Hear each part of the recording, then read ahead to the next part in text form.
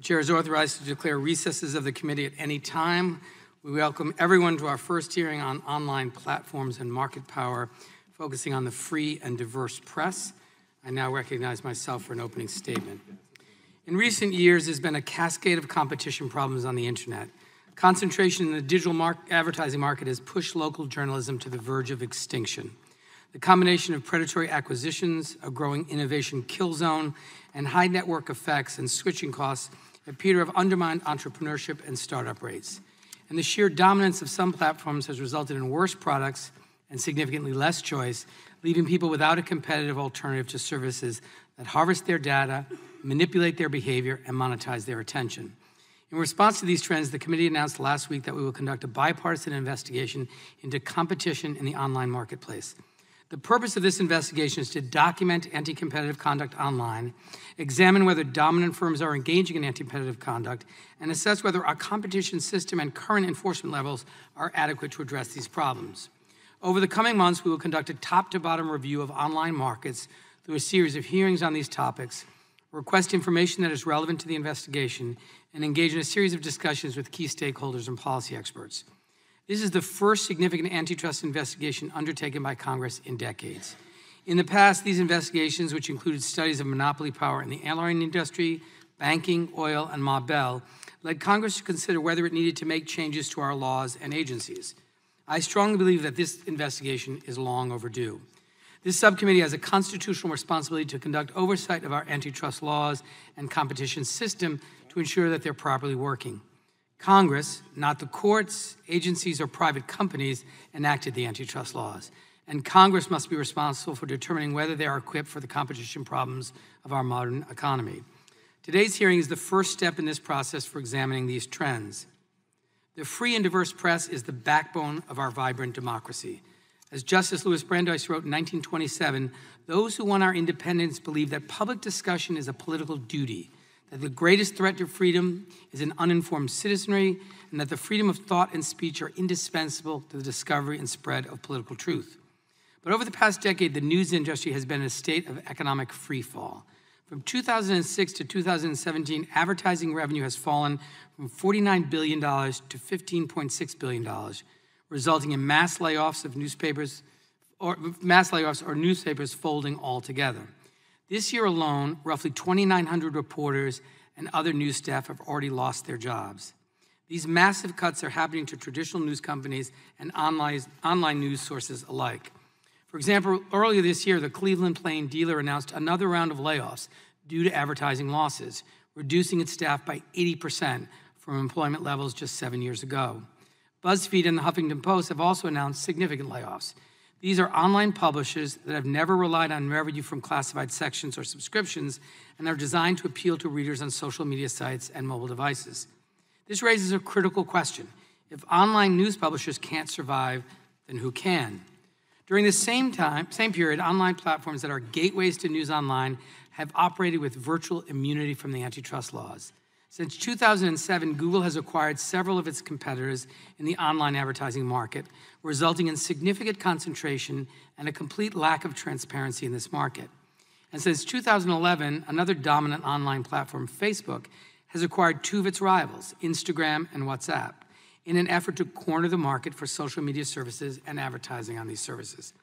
Facebook now controls a user base of 2.7 billion people worldwide, the largest communications platform in human history. It soon plans to combine its products into a single platform, a move critics have suggested Facebook is making to thwart antitrust enforcement.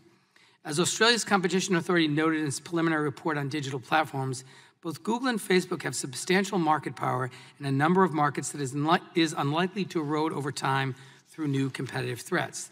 There have also been numerous reports of these platforms engaging in anti-competitive conduct, such as favoring their own products or discriminating against rivals, that has gone unchecked by Congress and unchallenged by antitrust enforcers in the United States. These trends strongly suggest that the decline of the news industry is not the inevitable result of the arrival of the internet, but is instead a direct consequence of enforcement choices that have created a market structure where a small number of platforms are capturing the value created by journalists and publishers. This has affected news publishers in two key ways. First, news publishers rely on Google and Facebook for the vast majority of traffic online. Even minor changes to the platform's algorithms can have significant effects on the news industry overall. Furthermore, as a result of this immense concentration of economic power, news publishers and local news in particular have little bargaining power with the online platforms, exacerbating the economic crisis for trustworthy news. Second, these platforms have a dominant position in the advertising market. Last year, Facebook and Google amassed more than $60 billion from online advertising, the majority of all online ad revenue, while controlling 90% of the growth in this market.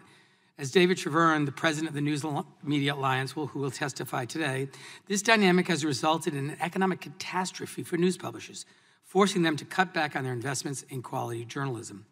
In response, I've introduced the Journalism Competition and Preservation Act with Ranking Member Collins to give news publishers an even playing field to collectively negotiate with dominant platforms to improve the quality, accuracy, attribution, and interoperability of news online.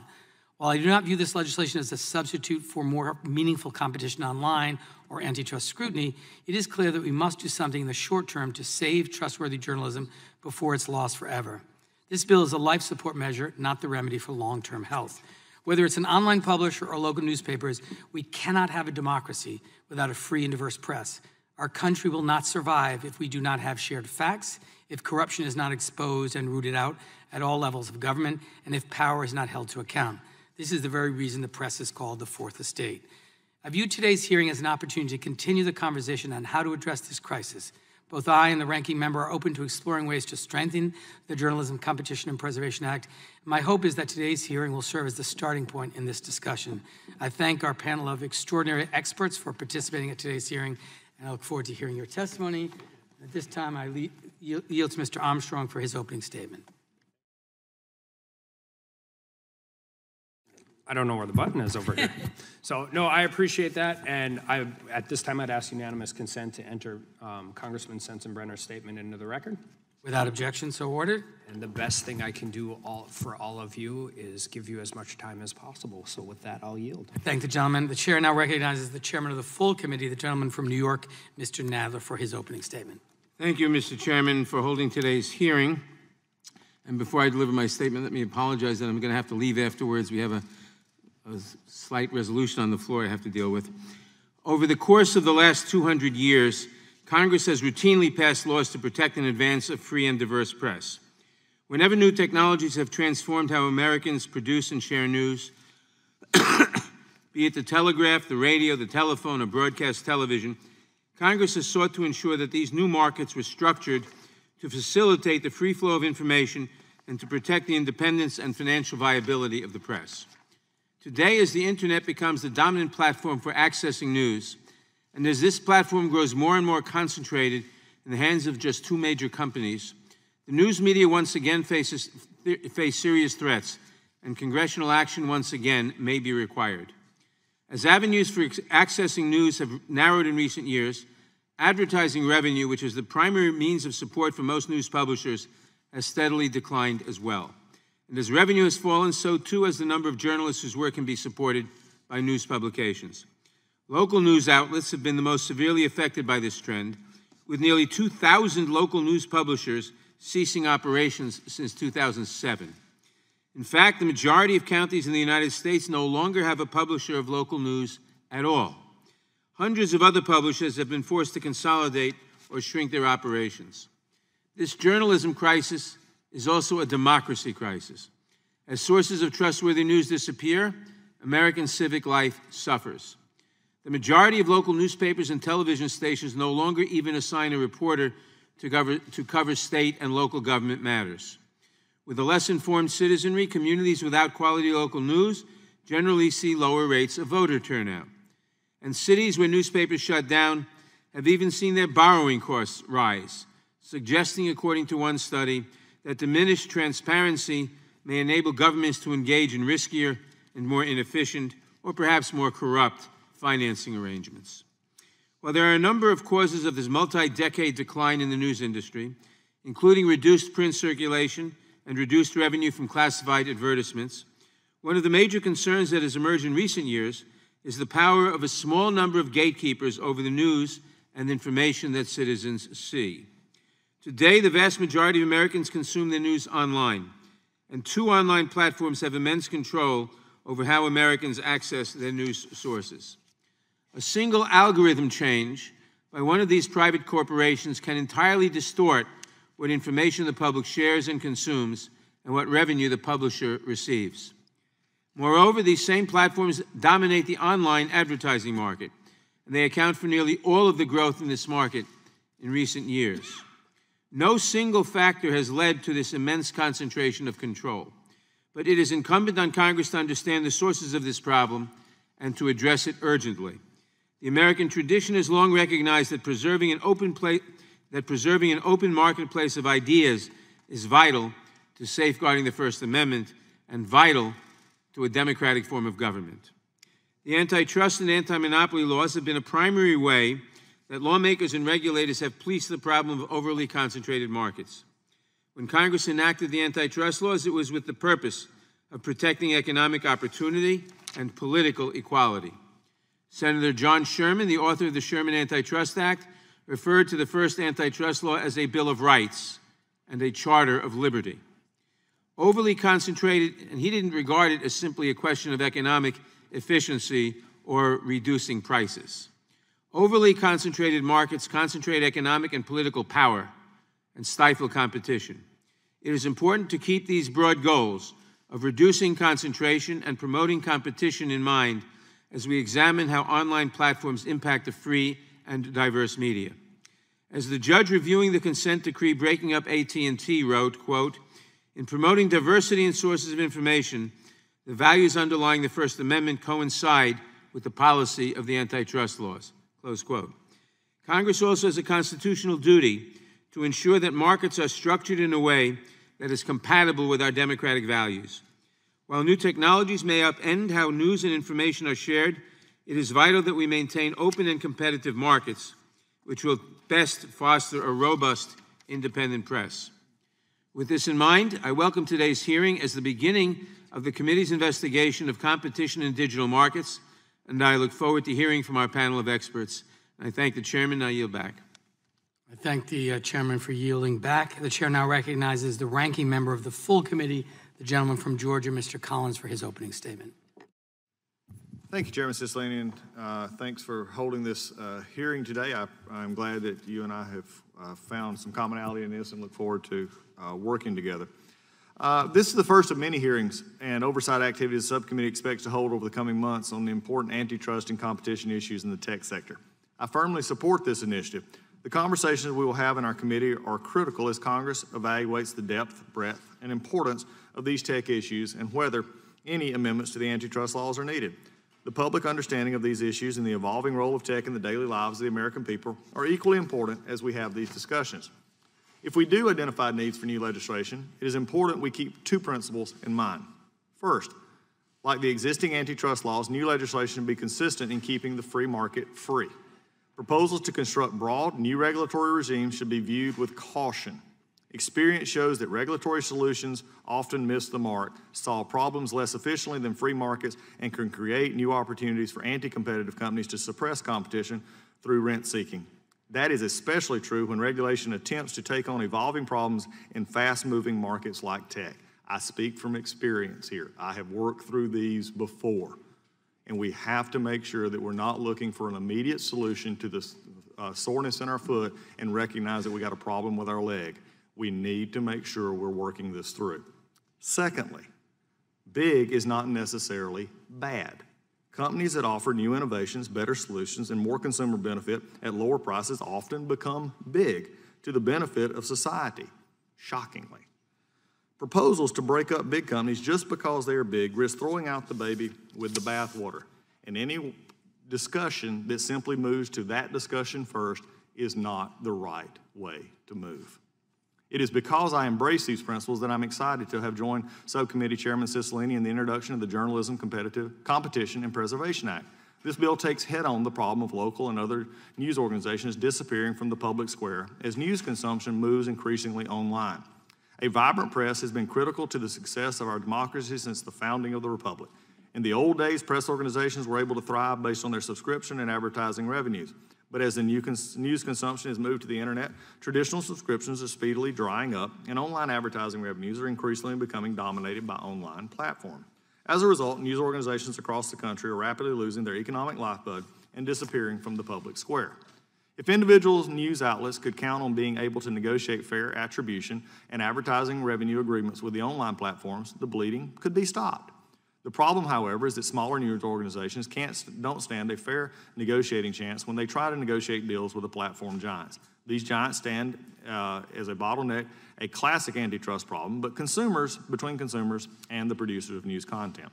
Journalism Competition and Preservation Act seeks to solve this problem simply by allowing news publications to take the platform's bottleneck together. Specifically, the bill allows the publications 4 years in which they can collectively negotiate with the platforms without fearing antitrust enforcement against that activity. In other words, the bill allows news publications to take on an antitrust problem without worrying that their antitrust laws themselves will stand in the way. It does not propose any new regulatory structures. It does not threaten to break up any company. It does promise to simply and effectively solve the problem. Today's hearing provides an excellent opportunity to examine this bill and the other issues related to journalism in an online environment. These issues include matters as diverse as the boom in tech mergers and acquisitions, to the mushrooming problem of online outlets that freeze viewpoints out of the online public square. As we begin this, for all that are here, and many of you are here representing a large, diverse group, I've met with many of you over the years. Understand from my position, as I have stated clearly, the principles that I have laid out. And as we go forward in this, anything that happens should be done when everyone comes to the table. Everyone has a chance to share their opinion. Everyone has a chance to offer what may or may not be good legislative solutions. It is up to this body to hear honestly from the people and the companies involved. If we take everybody at face value, it is the American people at the end of the day that will benefit. I promise from my perspective and our side, will not rush to judgment. We encourage either side to not rush to judgment and companies to participate in a positive solution. When this body does that, we have seen great things happen. When we do not, we end up with more problems than we began to initiate. With that, I yield back. I thank the gentleman for yielding back. It is now my pleasure to introduce today's witnesses. Our first witness is David Shavern, the president and CEO of the News Media Alliance, where he has been since 2015. Mr. Shavern spent 10 years at the United States Chamber of Commerce in a number of executive roles, including Executive Vice President, Chief Operating Officer, and Chief of Staff. He is a member of the Board of Directors of Transamerica Insurance and serves on the Board of Trustees at the University of Pittsburgh, his alma mater. Mr. Shavern received his Bachelor of Arts from the University of Pittsburgh, his MBA from Georgetown University, and his JD from Villanova's University School of Law. Our second witness is the President and CEO of Public Knowledge, Gene Kimmelman. Before his time at Public Knowledge, Mr. Kimmelman served as the Director of the Internet Freedom and Human Rights Project at the New America Foundation and as the Chief Counsel for the U.S. Department of Justice Antitrust Division. He has also served as Chief Counsel and Staff Director for the Antitrust Subcommittee of the Senate Judiciary Committee, as well as the Legislative Director for the Consumer Federation of America. Mr. Kimmelman currently serves as an adjunct professor at Georgetown Washington University School of Law, a senior fellow at the Silicon Flatiron Center for Law, Technology, and Entrepreneurship at the University of Colorado, and on the boards of the International Media Support and Global Partners Digital. He received his BA from a spectacular university, Brown University in Providence, Rhode Island, and his JD from the University of Virginia. Our third witness is Sally Hubbard, the Director of Enforcement Strategy at the Open Markets Institute. Prior to her time with Open Markets, Ms. Hubbard was the Senior Editor of Antitrust Enforcement and Regulation of Tech Platforms at the Capital Forum. She has also spent 7 years as the Assistant Attorney General at the New York State Office of the Attorney General's Antitrust Bureau. Ms. Hubbard earned her Bachelor's of Arts at the College of William & Mary and her JD at New York University School of Law. Our fourth witness on the panel is Matthew Shears, the Vice President of Law and Policy at the Computer and Communications Industry Association. As Vice President, he advises Internet and technology companies on matters including Internet law, intellectual property, competition, and trade. Additionally, he is an adjunct professor at Georgetown University Law Center, the Georgetown Graduate School, and the American University Washington College of Law. Mr. Shears received his BA from Duke University and his JD from the University of Virginia Law School. Our fifth witness is David Pitofsky, Executive President and General Counsel at News Corp, the son of the Dean of the Georgetown Law School when I attended it. Prior to joining News Corp, Mr. Pitofsky was a partner at Goodwin Procter LLP, where he focused on white-collar defense and securities litigation and enforcement. He's also served as an assistant U.S. attorney in the Eastern District of New York, where he was the deputy chief of the criminal division. Mr. Butovsky is a member of the executive committee of the Federal Bar Council and an officer of the Federal Bar Foundation. He received his BA from the University of Michigan and his JD from Georgetown University Law Center. It is now my pleasure to yield to the gentleman from Georgia for our final introduction, Mr. Collins. Thank you, Mr. Chairman. I appreciate it. This is an interesting thing from being a member of Congress now to introducing a member of the press from my own state, which I am pleased to do. It is an honor and privilege to welcome Kevin Riley to Capitol Hill today. Kevin serves as the editor of the Atlanta Journal-Constitution in my home state of Georgia. As those of you from Georgia know, the AJC is one of the best in the business. Even though it is located in Atlanta, I would argue it is where the entire state of Georgia goes to get their news. Kevin has served as editor for nearly 10 years now and has worked in the news industry for nearly 40. In 2001, the Newspaper Association of America named Riley one of the industry's 20 under 40 up-and-comers, and he is well known as an effective, collaborative, and innovative leader. But you know, sometimes the resume needs to say a little more. So we asked one of his reporters, Greg Bluestein, of the AJC that works for Kevin, to describe how he would describe his boss. I think it's very telling. Kevin is the type of editor who encourages the reporters to experiment and try new things by doing it himself. Shortly after the AJC unveiled a personal journey feature, he wrote a masterful story about a World War II veteran returning to the French battlefield for the first time since the fight, helping to unlock a 69-year-old mystery in the process. And when we started getting deeply involved in the podcast, Kevin headlined a season of The Breakdown Show, focusing on the murders of two young Atlantans. As we in the newspaper industry face more demands to tell stories in different ways, Kevin has been our forefront of going on TV and radio to share our work. He goes on to say, I'm not just sucking up by saying this. Kevin is a perfect example of the case to lead. And I think another one of your reporters, Tamal Hallerman, is here as well and probably would say the same thing. The perfect case is lead by example, and I can't think of a better compliment. Earlier this year, before we even introduced the Journalism Competition and Preservation Act, Kevin called to explain how critical this bill is for the AJC, for communities across Georgia, and for the entire newspaper industry. Local journalism is a core part of every community in Georgia and nationwide, and it is an honor to have a member of our local media here today. Now, yield back. I thank the gentleman. We welcome all of our very distinguished witnesses and thank you for participating in today's hearing. Now, if you would please rise, I will begin by swearing you in.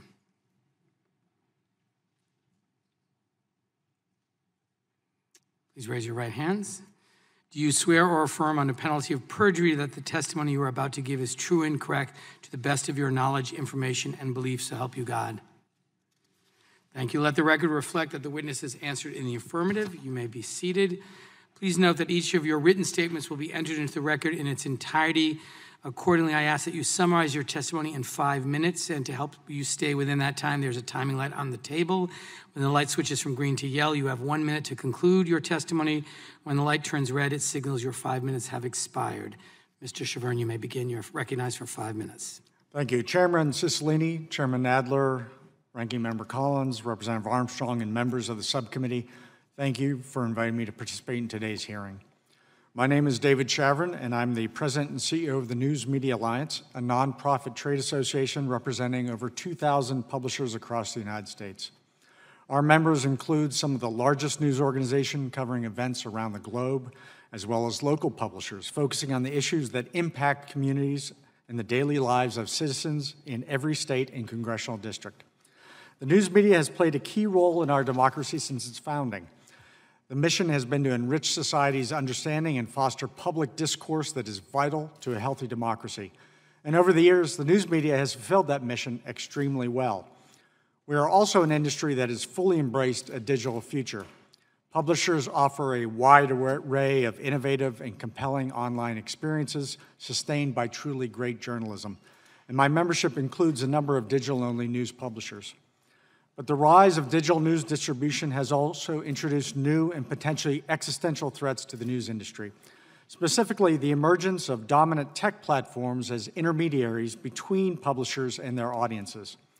Online platforms serve an important purpose. Today, 93% of Americans get at least some of their news online.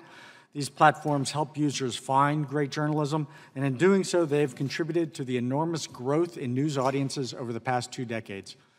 In the same way that digital platforms are critical for online news is critical for the digital platforms. The public demand for quality journalism is massive and growing, and that has driven deep engagement with Facebook and Google. A study we released yesterday estimates that news content generated some $4.7 billion for Google in 2018. The platforms and news organizations' mutual reliance would not be a problem if not for the fact that the concentration among the platforms means that a small number of companies now exercise an extreme level of control over the news. In effect, a couple of dominant firms act as regulators of the news industry. Only these regulators are not constrained by legislative or democratic oversight. The result has been to siphon revenue away from news publishers. This trend is clear if you compare the growth in Google's total advertising revenue to the decline in the news industry's ad revenue. In 2004, Google's U.S. revenue was $2.1 billion, while the newspaper industry accounted for $48 billion in advertising revenue. In 2017, in contrast, Google's U.S. revenue had increased over 25 times to $52.4 billion, while the newspaper industry's ad revenue had fallen 65% to $16.4 billion. The effect of this revenue decline on publishers has been terrible, and they've been forced to cut back on their investments in journalism. That is the reason why newsroom employment has fallen nearly a quarter over the last decade. One question might be asked is, if the platforms are on balance having such a negative impact on the news media, then why don't publishers do something about it?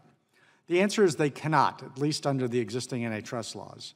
News publishers face a collective action problem. No publisher on its own can stand up to the tech giants. The risk of demotion or exclusion from the platforms is simply too great. And the antitrust laws prevent news organizations from acting collectively. So the result is that publishers are forced to accept whatever terms and restrictions are imposed on them. The Journalism Competition and Preservation Act, introduced by Chairman Cicilline and Ranking Member Collins, is an innovative, market-oriented solution to this collective action problem. Markets work best when both parties have some leverage to ask for better terms and to credibly withdraw from negotiations if the other side's demands are unreasonable. Our goal is actually to find a way to work sustainably with the online platforms to give Americans the best journalism possible. Present trends in the news business simply cannot continue.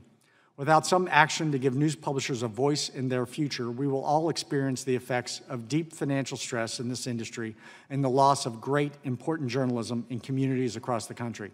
It is not too much to say that the very fabric of our civic society is at risk. And this is not a problem that will be solved by private charity from individuals or even the big platforms themselves. What we need are sustainable business relationships that return value to the great important journalists who create the news content on which we all depend. Again, thank you very much for having me here today. Thank you, Mr. Chevron. Mr. Kimmelman, you're now recognized for 5 minutes. Thank you, Mr. Chairman. Members of the subcommittee, on behalf of Public Knowledge, I appreciate the invitation to testify today. Your opening statements across the board highlight what I think are the natural economic tendencies of what has happened in the digital marketplace. We have enormous sunk costs in platforms that then return scale economies and scope economies with declining costs. These are network effect industries. It's not new to our economy. This is a new form of it. And what we see is a tendency towards a few companies dominating in that space. It's the natural economics of this space. Now, you've also highlighted the concern about gatekeeper roles and bottlenecks, and we have a history of this, of concern about this. And the history includes all of the media, including the newspapers, for abuse of power when we've had too much concentration, too few players in the marketplace, too few independent voices that stifle a marketplace of ideas. So we've had these problems in the past with previous technologies. We're having them again now. In some instances, antitrust has been the right tool to address them. In some instances, Congress has stepped in with other policy solutions. I urge you to consider all of that.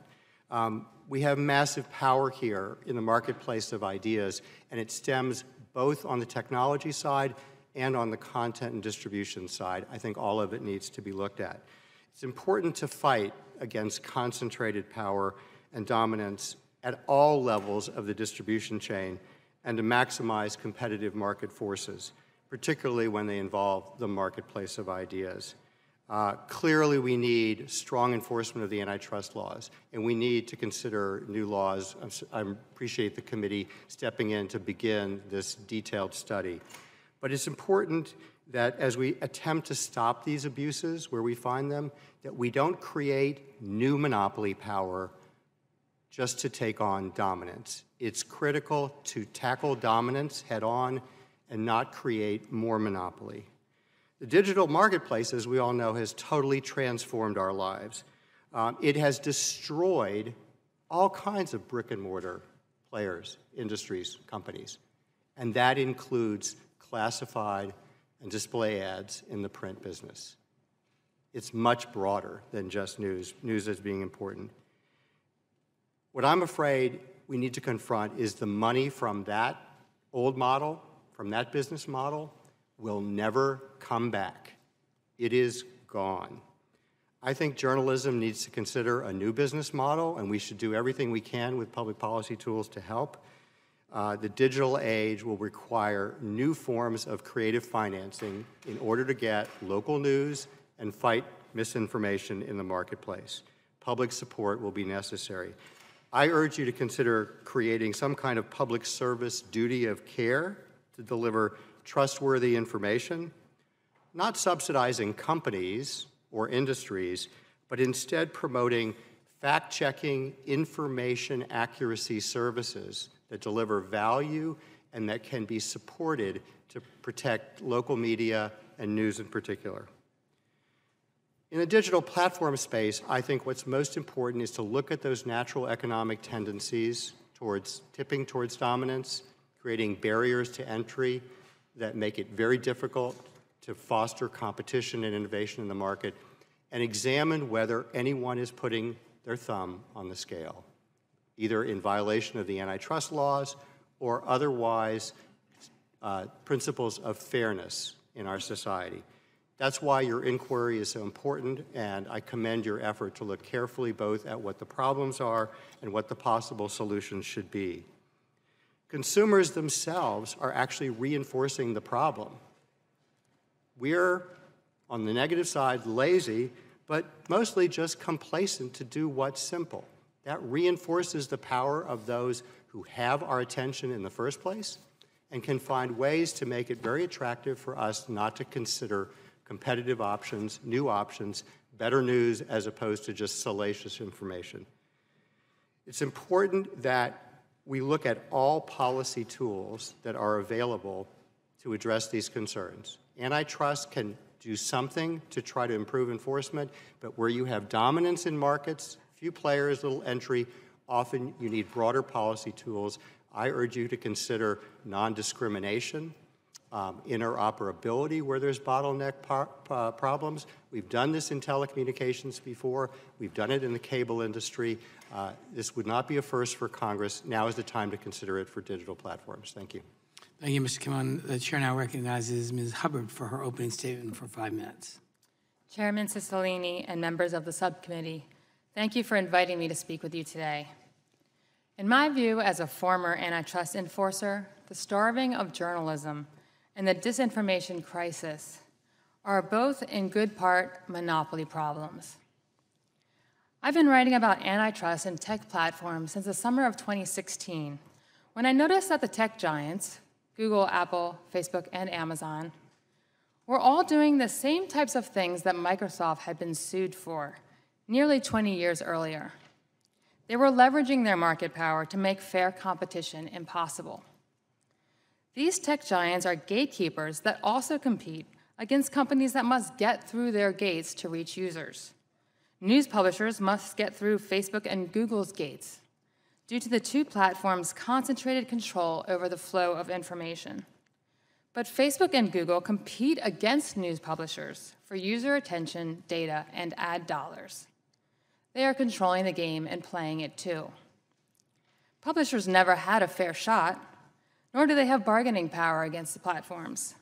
The platforms can cut them off with a simple tweak of their algorithms.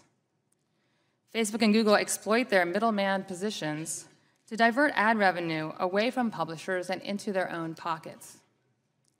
And the platforms can hyper-target users based on their 360-degree views of what their users read, think, and do, thanks to their ability to track users across millions of websites and even offline. Last year, Facebook and Google accounted for approximately 85% of the growth of the more than $150 billion digital ad market in the US and the EU, according to Digital Content Next, which is a main trade association for publishers. As for disinformation, Facebook and YouTube program their algorithms to prioritize engagement, which amplifies propaganda. Through surveillance, Facebook and Google learn what messages people are susceptible to, whether ads or propaganda. Then they rent out these manipulation machines to others for huge profit. The scale of the manipulation is massive because of Facebook and Google's dominance. And the platforms lack competitive pressure to fix the disinformation problem because the closest substitute for Facebook users is Instagram, which Facebook owns. Users need to be able to vote with their feet and switch to alternatives. To their credit, Facebook and Google started on their paths to dominance with innovation. But their monopoly power is not purely the result of competing on the merits. Facebook has repeatedly acquired rivals, including Instagram and WhatsApp. And Google's acquisitions cemented its market power throughout the ad ecosystem as it bought up the digital ad market spoke by spoke, including Applied Semantics, AdMob, and DoubleClick. Together, Facebook and Google have bought 150 companies in just the last 6 years. Google alone has bought nearly 250 companies. Thus far, antitrust enforcers have not stood in their way, nor have they stopped Facebook and Google from leveraging their monopoly power to exclude competition.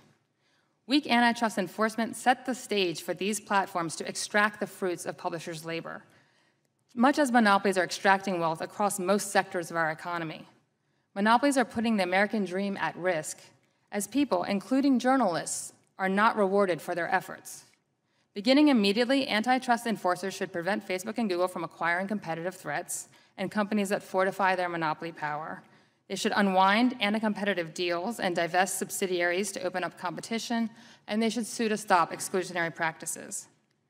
Antitrust enforcement alone won't solve everything discussed here today, but we won't be able to solve anything unless we weaken monopolies' power.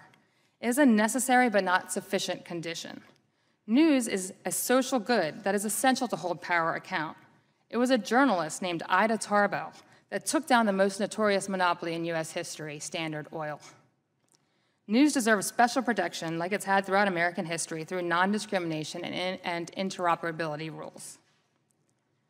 We also need rules to curb invasive data collection by default and to give citizens ownership of their data. The good news is we've been here before, as Jean pointed out. These are not new challenges. We have stood up to powerful tech monopolists. Each time we were better for it. We unleashed new waves of innovation. We've restored our markets and removed gatekeepers. But if we don't act now to change the structure of our markets, titans will continue to control speech, journalism will continue to wither, and so will our democracy. Thank you.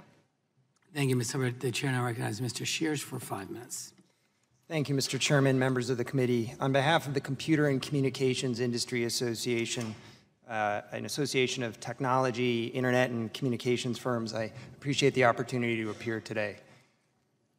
Let me begin by acknowledging that success brings scrutiny. Digital technology and the internet has revolutionized the US economy and the global economy. The industry leaders are names recognized around the world, some of the most prominent brands we know. We welcome an evidence-driven conversation and examination of this transformation and the firms that are leading it. But declining newspaper prospects are an independent phenomenon. Firms that date at the oldest from the 90s did not start this trend in the 80s, although technology has challenged some news publishers' business models, in part by ushering in extensive new competition, globalizing the advertising market, and disrupting the dominant local advertising position that many publishers once had. Because journalism is important to any democracy, we share the goal of ensuring that it continues. Digital services play an important role in doing that. In fact, digital services provide benefits to 3 separate constituencies: users, news producers, and advertisers. We know users attribute thousands of dollars in value to free-of-charge online services and turn to them for answers, entertainment, education, connection and communication, and commerce. These services also provide users with access to a range of news content across multiple devices and formats in a way that enables participation, which surveys tell us increased civic engagement and interest in news producers' content. News producers, in turn, receive 10 billion viewers a month from digital services, traffic which they can monetize with digital tools. Many publishers have embraced the internet, using technology to better engage their audiences. Numerous digital native news outlets have appeared, and the Bureau of Labor Statistics estimates that 13,000 employees worked in these digitally enabled newsrooms in 2017. Digital services also enable and benefit advertisers. As the saying goes, an advertiser knows half his ad budget is wasted. He just doesn't know which half. With technology, advertisers can now figure out where their budget is best optimized and where their money actually is in fact wasted and direct funds accordingly. This is increasingly important for small firms who now have a global reach, regardless of the size of a business. So how does antitrust law fit into this? U.S. antitrust law focuses on maximizing consumer welfare. Enforcement seeks lower prices, higher quality, more innovation. Separate policy goals are usually pursued elsewhere through legislative means, and this ensures consistent and apolitical application of the law. The law doesn't punish success. Instead, it applies additional obligations when successful firms possess market power in a defined market. But these markets aren't defined ad hoc by arbitrary line drawing. We use economics. We see if consumers respond to changes in prices given factors like competition and substitutes. Enforcers then assess whether a firm can unilaterally raise prices or decrease quality. I note that some digital firms are sometimes subjectively identified as, say, being in the search or social media market, but this is not necessarily a relevant market. Economic analysis would show us that news publishers and digital services fight fiercely for ad dollars, and indeed that's one reason why we're here today. This intense intermedium competition is generally healthy, and undermining it with antitrust exemptions is unlikely to achieve the goal we all share.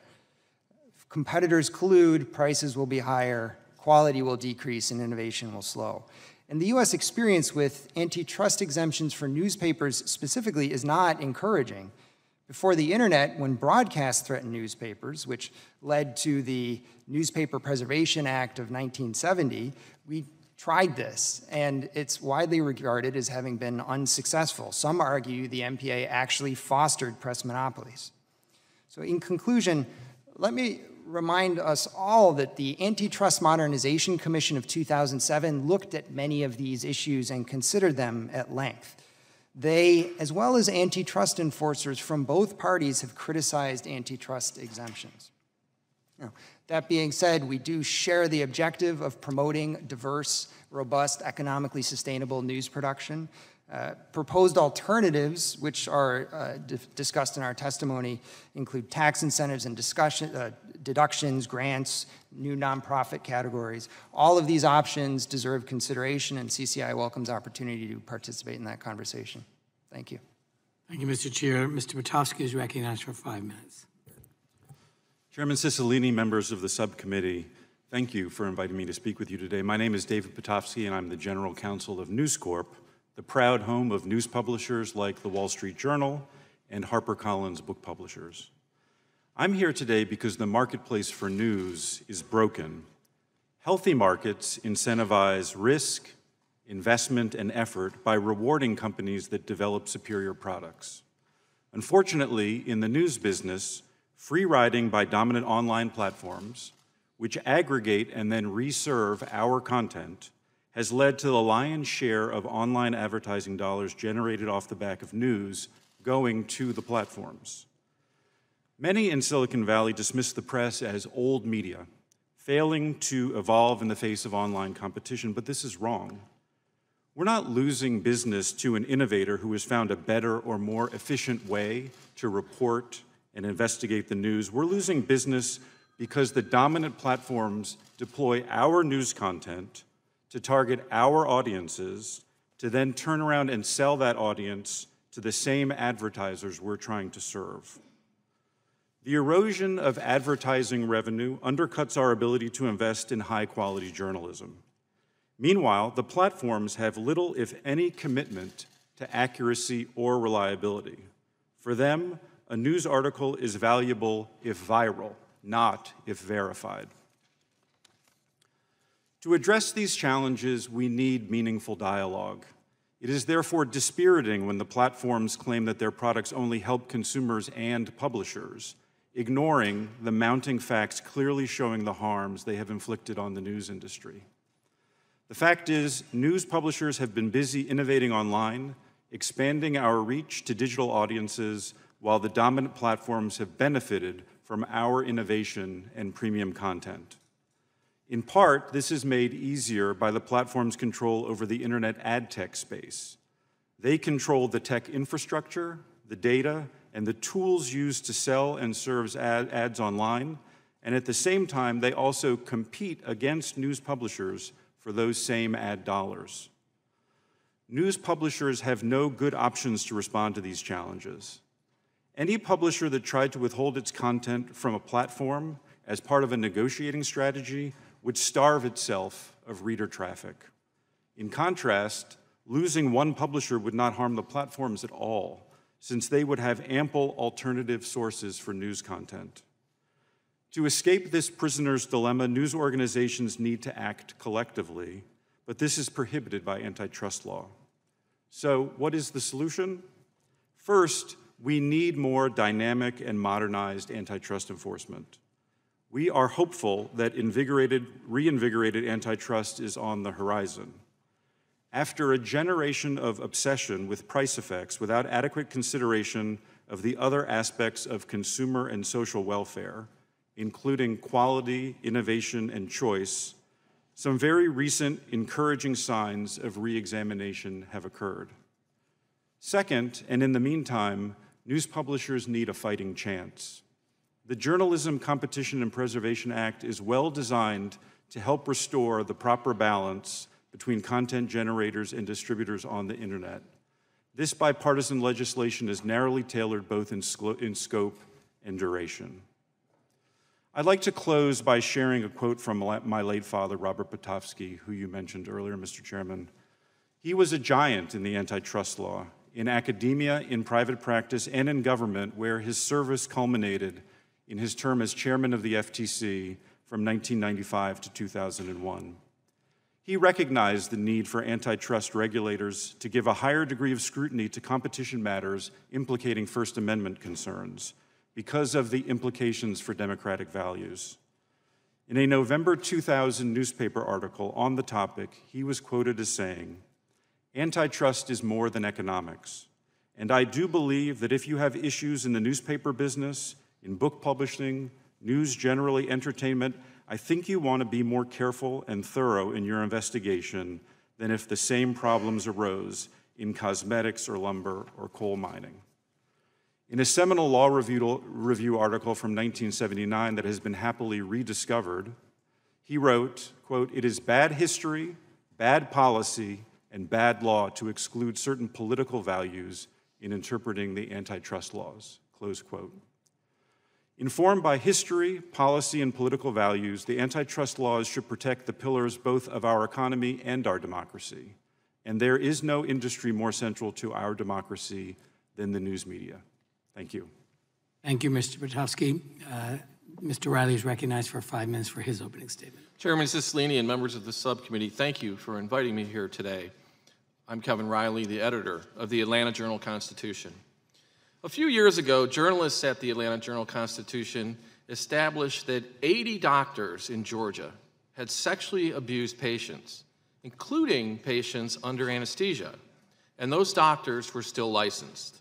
The newspaper investigated and found a nationwide problem. Hundreds of doctors were abusing patients and getting away with it. The investigation prompted reforms. It was a finalist for the Pulitzer Prize. And of equal importance, readers of that investigation told us that's what they want from their newspaper, that kind of coverage. The victims of those doctors called our reporters and thanked them for telling their stories. About a year before that story, dozens of educators in the Atlanta public schools had been found guilty of altering students' standardized test scores in the largest cheating scandal in the nation's history. The convictions culminated a years-long journalistic effort by the Atlanta Journal-Constitution. AJC reporters had noticed that student scores on Georgia's standardized tests showed extraordinary improvement. They analyzed the scores. The improvements in some schools defied statistical possibility.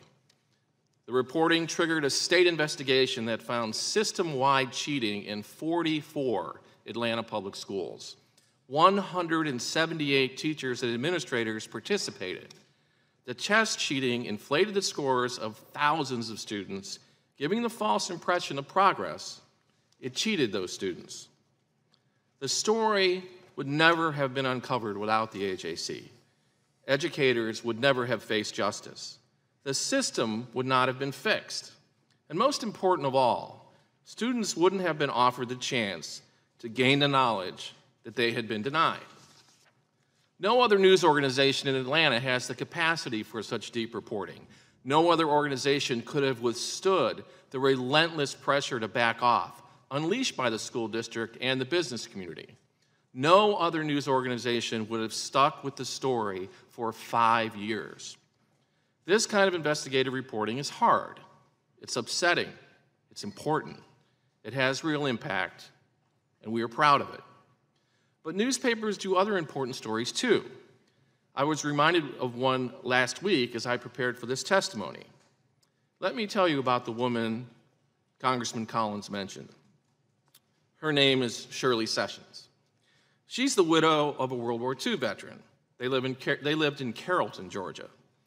She'd spent decades trying to unearth the story behind her reticent husband's service. I'd been able myself to discover many details about her husband's time in combat, and I'd written about it. After her husband died, Mrs. Sessions still hungered to know more about his service. She was so enthralled that she journeyed to France for a reunion of her husband's military unit. I joined her, bearing witness while a widow paid an inspiring tribute to her husband. And the story I wrote about brought AJC readers along on her emotional journey. She literally retraced the steps of that young private, the man who would later be her husband, through combat in tiny French towns during World War II. It was the unknown story of a local hero, and one that only the Atlanta Journal-Constitution could tell. It would be lost to history without us. Mrs. Sessions sent me a text as I prepared for this testimony. She said in part, "Your stories have become a touchstone in my life. I watched the coverage of D-Day, cried a lot, but I'm more grateful than ever." We invested a lot of time, money, and effort in these stories I mentioned. That's what newspapers do. We use our resources to tell our community stories, the good ones and the hard ones. Telling them makes our community better. I share these examples because they illustrate the everyday challenge faced by local journalists. We must be vigilant to tell important, well-reported, and thoughtful stories. We must care that they get wide distribution. That's our job and crucial to our communities. We're accountable to people like Miss Shirley and her neighbors in Carrollton, Georgia. Almost always, the debate about media and tech is framed within a discussion of international news brands. But the greatest peril for our nation lurks at the local level, where a regional or community newspaper must cope with fast-changing technological and financial matters. We're the ones who are concerned with our communities, their government, and their well-being. Our staffs live in our community. They have a big stake in informing the public. Social media and technology companies have enormous influence on the distribution and availability of news. But we should be worried about losing newspapers, the fountainheads within the local news ecosystem. It is worth considering stories that would go untold. Thank you. Thank you, Mr. Riley. We will now proceed under the 5-minute rule with questions, and we'll begin with the gentleman from Georgia, Mr. Johnson. Thank you, Mr. Chairman, and thank you, witnesses, for being here today. And I'd like to extend a particularly warm welcome to the editor of my hometown paper, Mr. Riley, from the AJC. The purpose of this hearing is to face an important problem head-on. The media, from local newspapers to major publishers to online innovators, is dying. This is in some part because of a shift in how we consume our news, but it's also because of the mass availability of information on digital platforms. While the news media's market presence is increasing, their revenue is decreasing. This is untenable. No business can prosper this way, and no reasonable investor would want to get involved. We cannot continue to rely on the good grace of concentrated wealth to do the right thing. A free market approach as applied to the duopolistic online platform gateway and its relationship to a free and diverse press is not working. Moreover, it poses a direct and pressing threat to our republic and therefore to our freedom. Something must be done to level the playing field, and I'm looking forward to talking with all of you about potential solutions to this problem, and I thank the chair for hosting this very important hearing. Lastly, I will note that a free press, or that free press content, has a cost, and that price is profoundly expensive and could price freedom out of the fragile marketplace for freedom. Mr. Riley, according to a recent Pew study, Americans have shifted from traditional media sources for local news to the television and internet. Interest in local print news in particular has declined, resulting in massive downsizing at newspapers.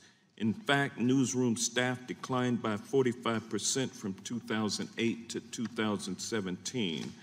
How has the AJC worked to overcome this challenge? Well, thank you for that question, Congressman Johnson. And I think that one important point to make about the statistics that you cite in terms of preference of news sources is this. We are typical, I think, of most newspapers of our size and in a market similar to ours in this way. Our audience has never been larger than it is now. When you combine the people we have who read the printed newspaper and that audience that we can garner online in our markets, we have more people reading the Atlanta Journal-Constitution than at any other point in our history. The challenge here is sort of simple, which is, in what kind of world do you grow your audience, reach a bigger market, and somehow face even greater financial challenges than you did before? Something's out of whack in that equation, and it's just counterintuitive to how American business works, where when you invest and you succeed, you reap the benefits of that investment. That's the missing piece for newspapers. Thank you.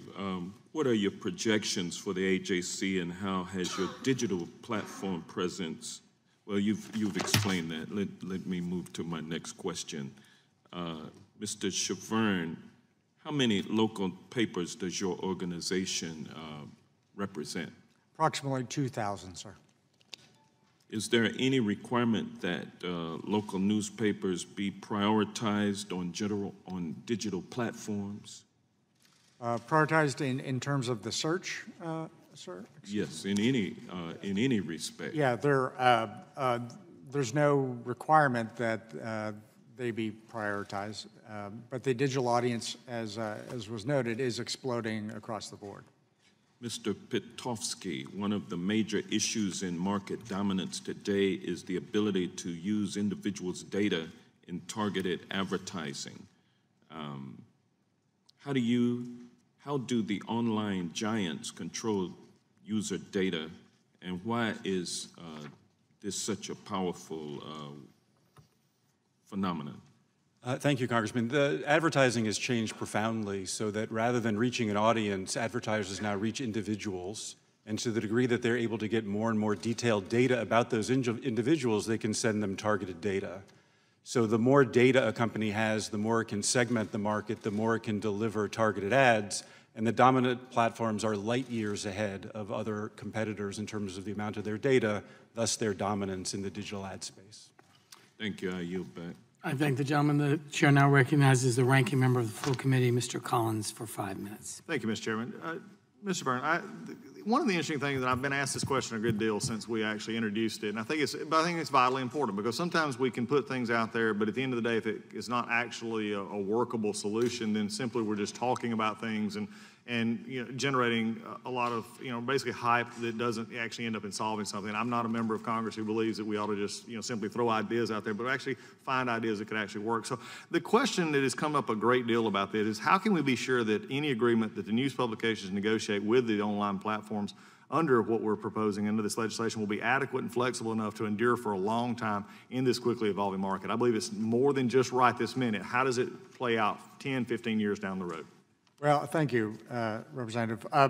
Obviously, there's never going to be guarantees about infinite solutions, but I think what there is a real chance for us to develop an enduring partnership with the platforms. Again, at the end of the day, the platforms, I view them as a solution, a potential solution for news and journalism rather than a problem. And I think the issues are well understood and pretty well defined. We have issues about revenue, we have issues about data, we have issues about algorithms and our brand. But these are all things that I think are solvable, achievable, and that I'm confident that we could develop a solution that would greatly support journalism for some significant period of time.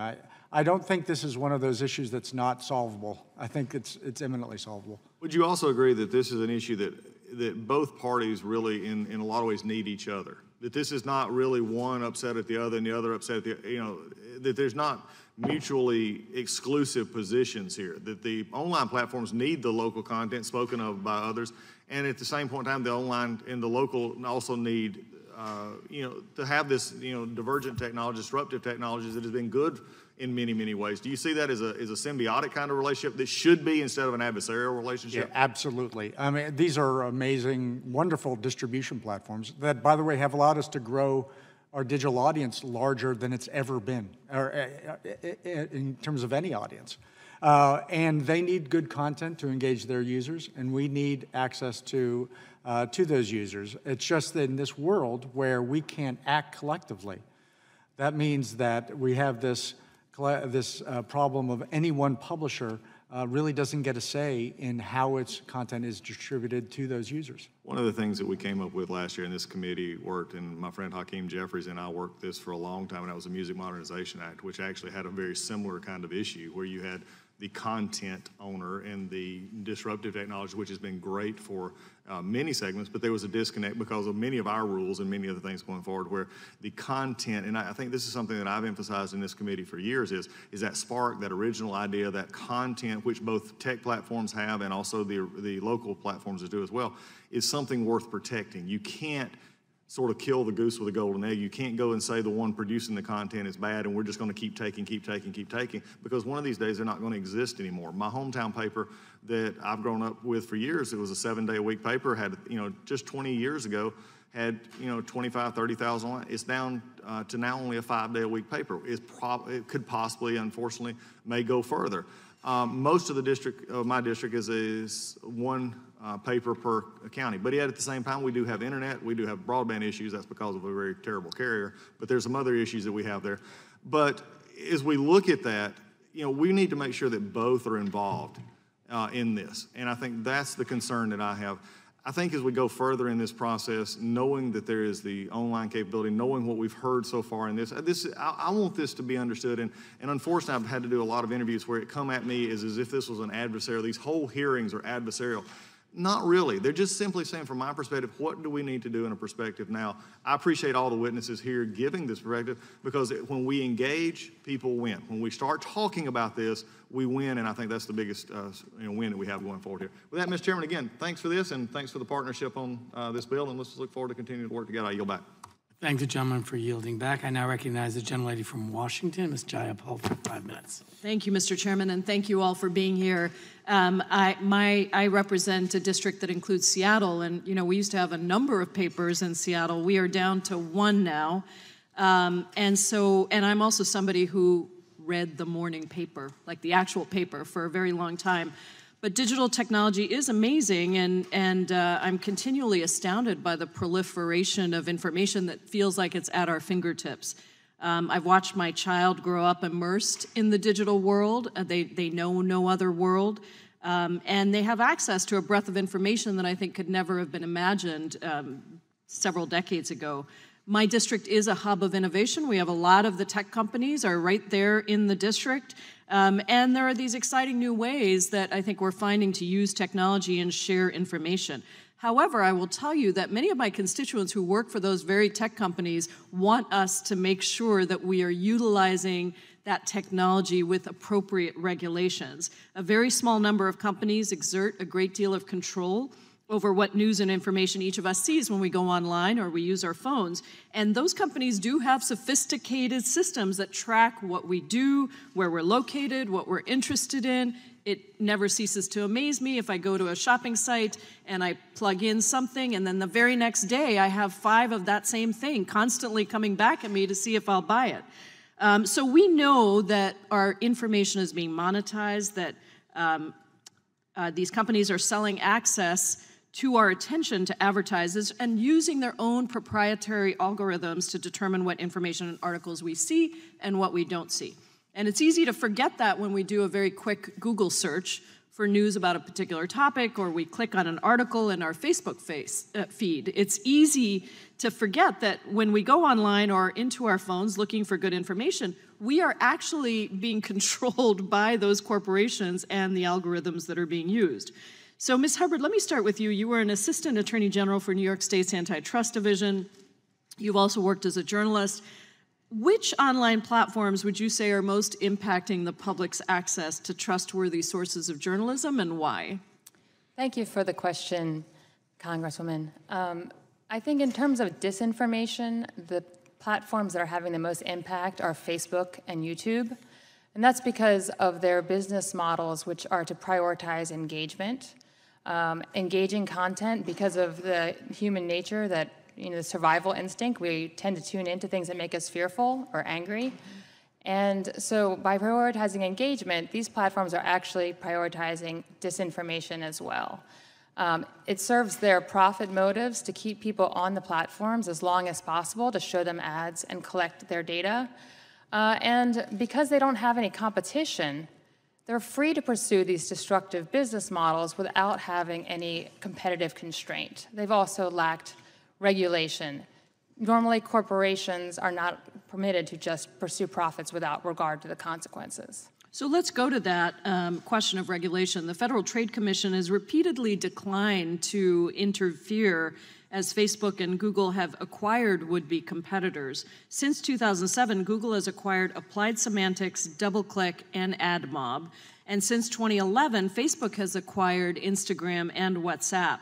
What do these acquisitions mean for consumers of news and information? I think sometimes antitrust is seen and regulation is seen as something that's out there, but this has very direct impact for consumers. Can you explain what that means as these companies have acquired more and more? Sure. So in my view, all of the acquisitions that you just mentioned were illegal under the Clayton Act, which prohibits mergers that may lessen competition. Looking back, it's clear that all of those mergers did lessen competition. And when you lessen competition, the harms to consumers are not just high prices, which are harder to see in the digital age, but it's loss of innovation, it's loss of choice, and loss of control. So when we approve anti-competitive mergers, consumers are harmed. And do you think that the FTC, what do you think about the FTC's current work around these? Do you think the FTC should be doing more, and how? I definitely think the FTC should be doing more. I think there's a possibility of unwinding some of the mergers that are now obviously illegal, now that we have the evidence, particularly Facebook's acquisition of WhatsApp. There have been public documents showing that Facebook had identified WhatsApp as a competitive threat using its VPN technology, and that it also deceived the European Commission. And likely, I don't know if it told anything different to US regulators, but it has been fined for deceiving the European Commission, saying it couldn't share data between WhatsApp and Facebook. So I do think that the FTC needs to do much more in this regard. Thank you. I see my time has expired. I yield back. I thank the gentlelady and now recognize the gentleman from North Dakota, Mr. Armstrong, for 5 minutes. Thank you, Mr. Chair. And I especially appreciate Mr. Riley talking about small town papers, because if large publishers are having this problem, you can about imagine how adversely affected smaller publishers that do business in North Dakota are by this issue. And my first grown-up job was coaching our summer American Legion baseball team. And I learned two things very early in life when dealing with the press and dealing with the kids of parents. One, you never get in trouble for what you don't say. And two, you should always criticize in private and praise in public. So I've carried those with me for a long time, and so I appreciate that. But just earlier, we had heard, Mr. Shavern and Mr. Petovsky and Mr. Kimmelman talked about antitrust. And so we assume that we know that exists competition problem in the market. But we already have long-standing remedy, and that's antitrust enforcement if necessary. And I think there might be a little disagreement about whether that is actually sufficient. So supporters of this bill will argue that we need an exemption from antitrust laws, which allows them to come together to negotiate terms. Why should we enact the Journalist Competition Act as opposed to just enforcing antitrust law? And I'll just start with Mr. Shavert. Well, thank you very much. The current antitrust laws protect Google and Facebook from us, interestingly, which is both wrong and ironic from our perspective. What we're suggesting is really what we view as the lightest touch option on the table in terms of giving us the power just to stand up for ourselves. And also, I have to note there's a real urgency in the industry currently. This is an industry that really can't wait years and years for antitrust solutions. We're at a crisis point now. And what we're asking for is relatively simple, relatively straightforward. We're not asking the government to regulate anyone or tax anyone. We're just really asking to be left alone to defend ourselves. Thank you. Mr. Kimmelman. So I do think antitrust can help. I think we've had a lapse in antitrust. Ms. Hubbard referred to it. I don't know about the specific cases. It's always easier in hindsight to say something was anti-competitive. Hard to tell at the time, but there's no doubt that we've had under-enforcement and we need stronger enforcement. I do not believe it solves this problem. It certainly doesn't solve an immediate crisis, but I do worry that you should look very carefully at whether the kind of negotiation that Mr. Collins was talking about and the way it would happen is what would actually happen in the marketplace. I am not at all sure that's how it would work. I'm not at all sure who is a news content creator. You have wonderful news creators here in front of you today. There are tabloids. There are a lot of purveyors of there are a lot of bad people out there too. So I just think this is very complicated. You ought to take a very careful look at what would actually create a better marketplace dynamic. I actually believe there are better ways to do this, but it requires a different approach. And Mr. Petovsky? Yes, I would say that antitrust has been interpreted relatively narrowly for the last 40 years, and these markets are presenting new challenges that it's going to take time, and this committee's investigation is helping move in that direction of understanding how these new markets work. So, for example, when some of these mergers were approved, some of the people objecting raised privacy concerns, but the regulators felt that privacy was not an area that antitrust could cover. I think as we've had experience with these platforms, we understand that privacy is an aspect of product quality. All of the users of these tools have expectations that those tools carry privacy that's in their interest, and antitrust just hasn't really stretched its muscles in a long time to understand those kinds of quality issues. And it's going to take a while. The facts are complicated, the law is complicated. Judicial precedents need re-examination, and so the bill is a good short-term remedy while the larger issues are tackled. Ms. Hubbard, do you want to talk? I agree with Mr. Petovsky. I caution I worry about what Mr. Kimmelman is saying, that sometimes when we say things are too complicated, it's a way of not doing anything, and that's what we've been saying in this space for a long time. Where we've seen regulators around the world and enforcers around the world address this problem, and we've just been sitting back worrying it's too complicated. And I think it's important to take action quickly and not keep kind of viewing complication as a reason to do nothing. And I agree with that. I don't think too complicated is ever an answer. But I would also say, and this is not an apples to apples comparison, but we're going to get to watch this play out a little bit because the EU just adopted really strict internet rules. And one of the goals was to increase and remove barriers to entry. But by holding the platforms themselves liable for copyright violations, the cure may actually be worse for them than the disease. And time will tell, but automatic filter programs and scrubber programs that such as YouTube uses, because you mentioned YouTube earlier, are incredibly expensive to run. And so, and plus, I mean, at least in the EU, it's not quite the same. And I'm sorry for going over that. I didn't do an opening statement. No, that's why I didn't gavel you down yet. But while they pass the rules, each member country is going to have to promulgate their own laws in association with those rules, which can cause all kinds of problems in that companies are going to have to operate in a patchwork of different laws or just follow the most strict laws of any of those countries, or probably the worst case scenario is not do business in some of those countries. So when you come from a small state and knowing that states like California and New York will dictate a marketplace, you always get concerned about that. So I agree with you, but we are going to get to watch it. Can I respond really quickly that we do have a tool that we've had for a very long time, which is the antitrust laws. So before you're looking at kind of different solutions that Europe is pursuing, we'd use the antitrust laws against Microsoft. It led to innovation. Many people say if it weren't for our antitrust enforcement against Microsoft, Google would never actually have been able to come onto the scene. So it's not actually a novel problem or novel tools. So we have these tools. No, and I agree, which is why I asked the antitrust question to start the questioning process. Sorry about that. No. I now recognize the gentlelady from Florida, Ms. Demings, for 5 minutes. Thank you so much, Mr. Chairman, and thank you to all of you for being here with us today. Mr. Chavern, we've talked about many newspaper publishers have seen significant growth in digital subscriptions, but yet they continue to struggle, and many have shut down, which is truly unfortunate. Would you please talk a little bit about why the news industry continues to struggle despite the increase in online readership and digital subscription? Certainly, thank you. Again, our audience is both growing and moving very quickly to online spaces, and those spaces are dominated by just a few companies that take the vast bulk of the advertising revenue, determine everything about the experience you get with your news publisher.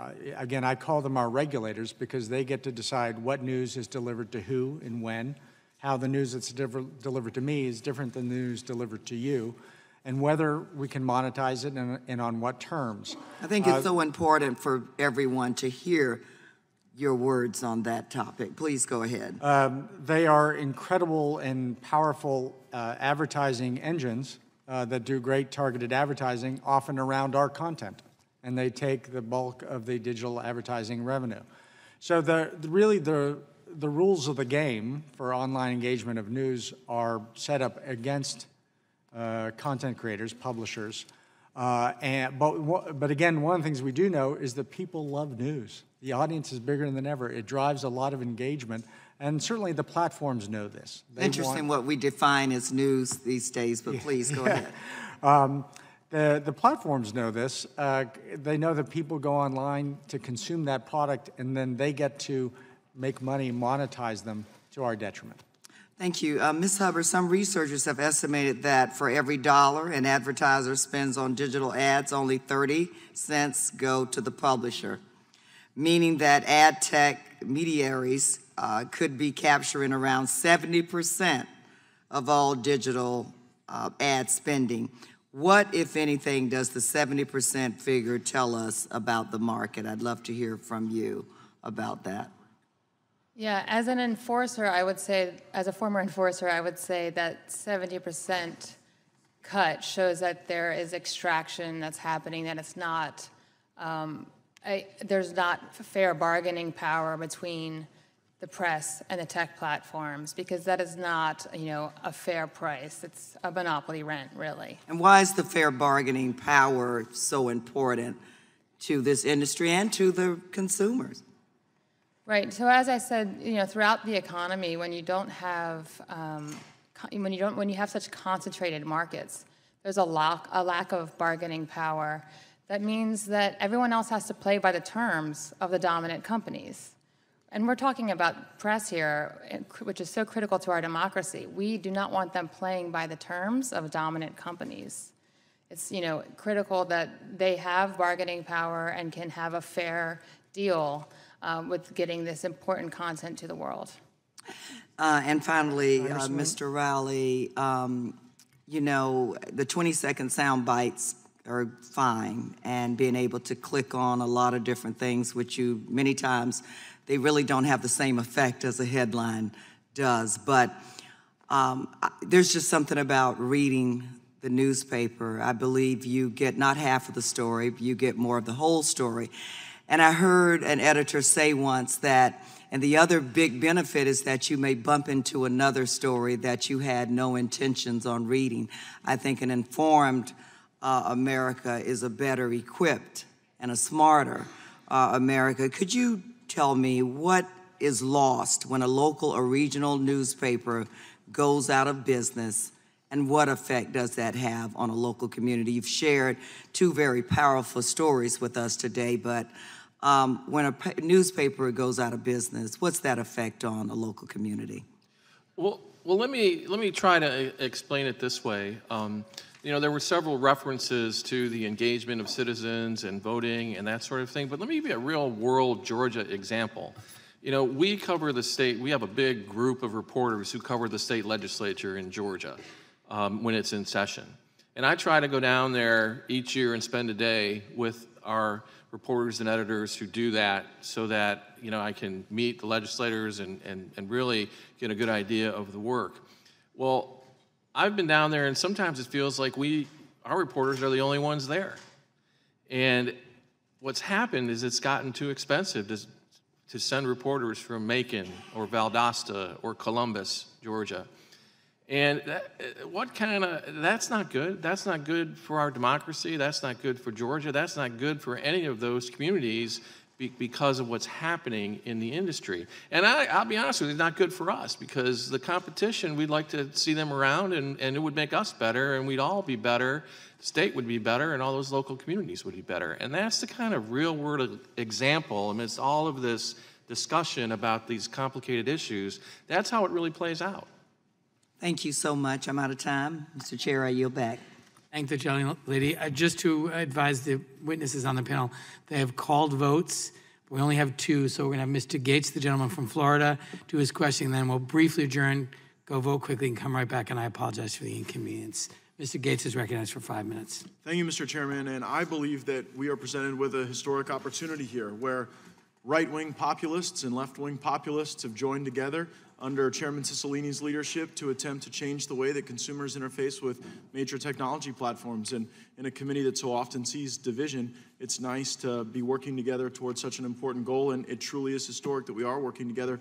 Mr. Chairman, it seems as though there are three ways that the consumer experience can be altered. Initially, technology companies can voluntarily choose to be more transparent with consumers about their data and information, and they could choose to act in better faith with partners in the news industry. The second way is that through investigations and hearings like this, we would be able to animate the Department of Justice to engage in more rigorous enforcement of existing antitrust laws. And then the third option would be a legislative option. So obviously someone's voluntary action is self-evident, but Mr. Pitofsky, if our goal here were the second of sort of the three legs of the stool I outlined, to animate the Department of Justice in their antitrust enforcement, what specific guidance would you give in that light? I think that the committee's goal of investigating is a very good first step. There's a lot of opacity in these markets. There's a lot that's not understood about fees that are taken out through the ad tech stack, about how the algorithms work, about how they're structured, if they're in fact structured to benefit consumers, as the platforms say, or if they're structured with the intent of blocking competition. So I think the most important first step is for the committee to really dig into the facts, bring some transparency. Obtaining that transparency is an objective, a virtuous one that I believe in. What specific types of allegations would you want the Department of Justice to lay out to achieve that outcome? Well, to coin a phrase, I think I'd follow the money at this point. The engine of these platforms is the advertising that they sell. And the amount, the paucity of competition, the fact that they're able to extract so much from that ad tech stack suggests something fundamentally broken and a lack of competition in those markets, which are the key profit generators of the businesses. So I think I would go with the ad tech first. That's very helpful. And Mr. Chavern, I'm going to ask you a question about sort of the third leg of the stool, the legislative options that we have available to us. And I know we can enforce our antitrust statutes, but another element of the Communication Decency Act applies to major technology platforms and doesn't apply to the people you represent, Section 230. Yeah. Section 230, as I understand it, and I'm happy to be corrected by others, would say that if a technology platform is a neutral public platform, that they enjoy certain liability protections that newspapers don't enjoy, that News Corp doesn't enjoy with its assets. And so does it make the anti-competitive posture of technology platforms more pronounced,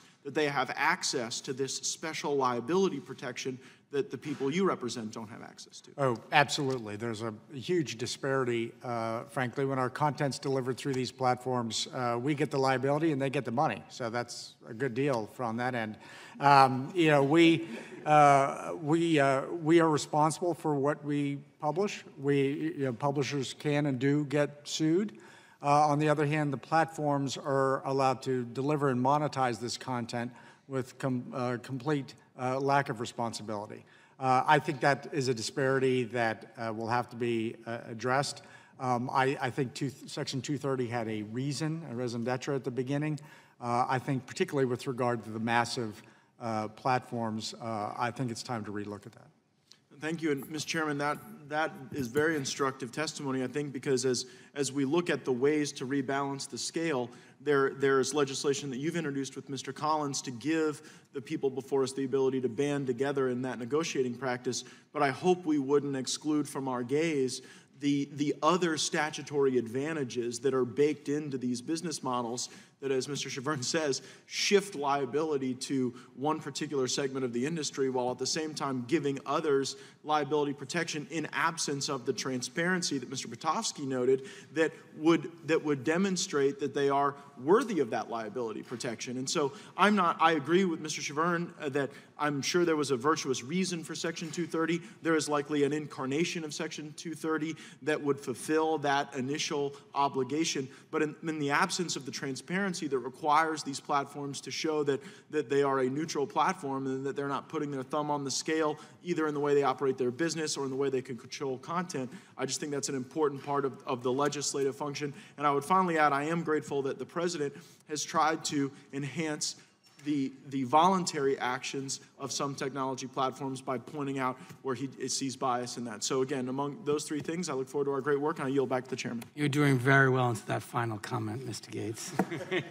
No, I think you're absolutely right, and I want to assure you that this investigation is intended to look at a broad range of practices on these platforms and a broad range of remedies, so I look forward to working with you on that as well. And we'll just stand in recess very briefly.